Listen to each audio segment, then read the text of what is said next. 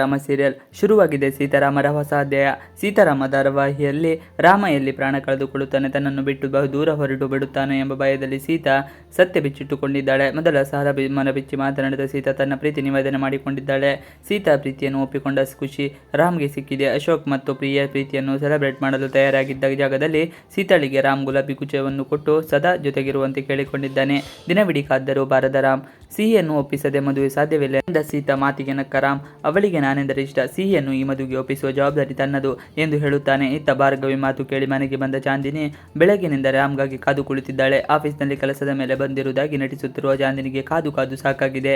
ಭಾರ್ಗವಿ ರಾಮ ನಿನಗೋಸ್ಕರ 3 ವರ್ಷ ಕಾದಿದ್ದಾನೆ, ನೀನು ಕಾಯಬೇಕು ಎಂದು ಬುದ್ಧಿ ಹೇಳಿದ್ದಾಳೆ. ಆದರೆ ರಾಮ ಅಲ್ಲಿ ಸೀತಾ ಜೊತೆಗೆ ಕಾಲ ಕಳೆಯುತ್ತಿದ್ದು ಚಾಂದಿನಿಯನ್ನು ಸಂಪೂರ್ಣವಾಗಿ ದೂರ ಮಾಡಿಕೊಂಡಿದ್ದಾನೆ.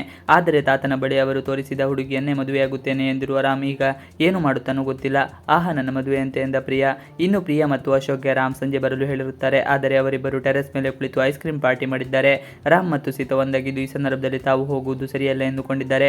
ಅಶೋಕ್ ಇಷ್ಟರಲ್ಲೇ ಇಬ್ಬರ ಮದುವೆ ನಡೆಯಲಿದೆ, ನಾಳೆ ನನ್ನ ತಂಗಿ ಅಂಜಲಿಯನ್ನು ಮೀಟ್ ಮಾಡಿಸುತ್ತೇನೆ ಎಂದ ಕೂಡಲೇ ಪ್ರಿಯಾ ಕುಣಿದಾಡಿದ್ದಾಳೆ.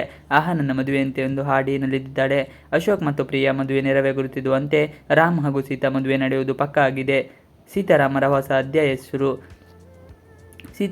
ಹೊಸ ಅಧ್ಯಾಯ ಶುರುವಾಗಿದ್ದು ಇಬ್ಬರು ಭವಿಷ್ಯದ ಬಗ್ಗೆ ಯೋಚಿಸಲು ಶುರು ಮಾಡಿದ್ದಾರೆ. ಮನೆಯವರೆಲ್ಲ ಒಪ್ಪಿಸಲು ಜವಾಬ್ದಾರಿ ರಾಮ ಹೊತ್ತಿಕೊಂಡಿದ್ದು ಸೀತಾಳನ್ನು ಎತ್ತಿಕೊಂಡು ನಡೆಸಿದ್ದಾರೆ. ಸೀತಾಳನ್ನು ಮನೆಯವರೆಗೂ ಡ್ರಾಪ್ ಮಾಡಿದ್ದು ಅವರೊಂದಿಗೆ ಖುಷಿಯಾಗಿ ಕಾಲ ಕಳೆದಿದ್ದಾನೆ. ಸೀತಾ ಕೂಡ ರಾಮ್ ಜೊತೆಗೆ ಯಾವುದೇ ಅಂಜಿಕೆ ಇಲ್ಲದಂತೆ ನಡೆದುಕೊಂಡಿದ್ದಾರೆ. ಇಬ್ಬರು ಈಗ ಪ್ರೇಮಿಗಳಾಗಿದ್ದರೂ ಎಂಟರ್ಟೈನ್ಮೆಂಟ್ ಆಗಿದೆ.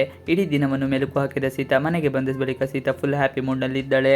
ಇಡೀ ದಿನದ ನಡೆದ ಘಟನೆಯನ್ನು ಮೆಲುಕು ಹಾಕುತ್ತಾ ಖುಷಿಯಾಗಿ ದಿನವನ್ನು ಕಳೆದಿದ್ದಾಳೆ. ಮನೆಗೆ ಬಂದವಳೆ ರಾಮ್ ಕೂಡ ಸೀತೆ ಜೊತೆಗೆ ಟೆಲಿಪತಿಯಲ್ಲಿ ಮಾತನಾಡಿದ್ದಾನೆ. ಇಬ್ಬರ ಖುಷಿಗೂ ಪಾರವೇ ಇಲ್ಲ. ಹಕ್ಕಿಗಳಂತೆ ಆಗಸದಲ್ಲಿ ತೇಲಾಡುತ್ತಿದ್ದಾರೆ. ಆದರೆ ರುದ್ರಪ್ರತಾಪ್ ಸೀತಾ ಮತ್ತು ರಾಮ್ನನ್ನು ಒಂದಾಗಲು ಬಿಡುತ್ತಾರಾ, ಇಲ್ಲ ಸೀತಾಳಿಗೆ ಇನ್ನಷ್ಟು ತೊಂದರೆ ಕೊಡುತ್ತಾನೆ ಎಂಬುದು ಕಾದು ನೋಡಬೇಕಾಗಿದೆ.